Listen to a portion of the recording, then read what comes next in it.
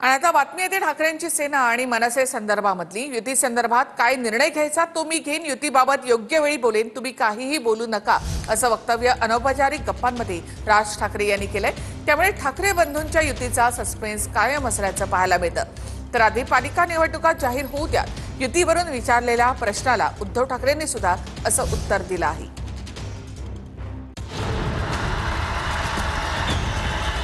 ठाकरेंच्या शिवसेनेनं युतीबद्दल टाळी दिली असली तरी मनसेकडून मात्र सावध पवित्रा घेण्यात आलाय। युती संदर्भात काय निर्णय घ्यायचा तो मी घेईन आणि योग्य वेळी बोलेन असं राज ठाकरे यांनी म्हटले। कार्यकर्त्यांनी आणि पक्षातल्या नेत्यांनी युतीबद्दल बोलू नये अशा सूचना सुद्धा राज ठाकरे यांनी दिल्यात।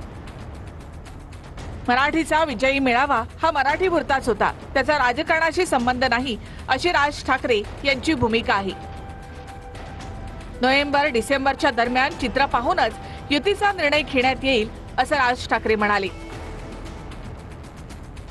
निवडणुकीच्या तयारीला लागा, मतदार याद्यांवर बारीक काम करा असं राज ठाकरे यांनी पदाधिकाऱ्यांना सांगितलं आहे। इगतपुरीमध्ये मनसे पदाधिकाऱ्यांना मार्गदर्शन करताना राज ठाकरे यांनी हे वक्तव्य केलं आहे। राज ठाकरे यांच्या या वक्तव्यामुळे युतीचा सस्पेन्स आणखी वाढलाय। मा नांदगावकर यांनी सुद्धा मनसेची एकट्यानं लढण्याची तयारी असल्याचं म्हटलंय।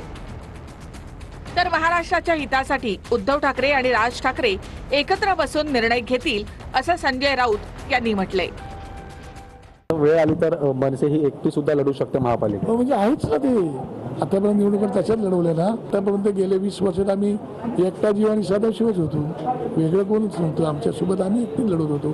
त्यामुळे आमच्या कार्यकर्ते ती जी बांधणी चालू आहे ना, आमचे निरीक्षक आम्ही सगळी मंडळी जातोय, कार्यकर्त्यांना भेटतोय, काय करावं काय करू नये ते त्यांना सांगतोय, त्यांच्याकडून रिस्पॉन्स येतोय। आता उगाचच हवेत तीर मारण्यात अर्थ नाही। आम्ही आशावादी आहोत, आम्ही आशावादी आहोत, दोन्ही पक्षाचे कार्यकर्ते आशावादी आहेत। महाराष्ट्राच्या हिताचं जे करायचं आहे त्या संदर्भात माननीय उद्धव ठाकरे राज ठाकरे एकत्र बसून निर्णय घेतील ना, मला माहिती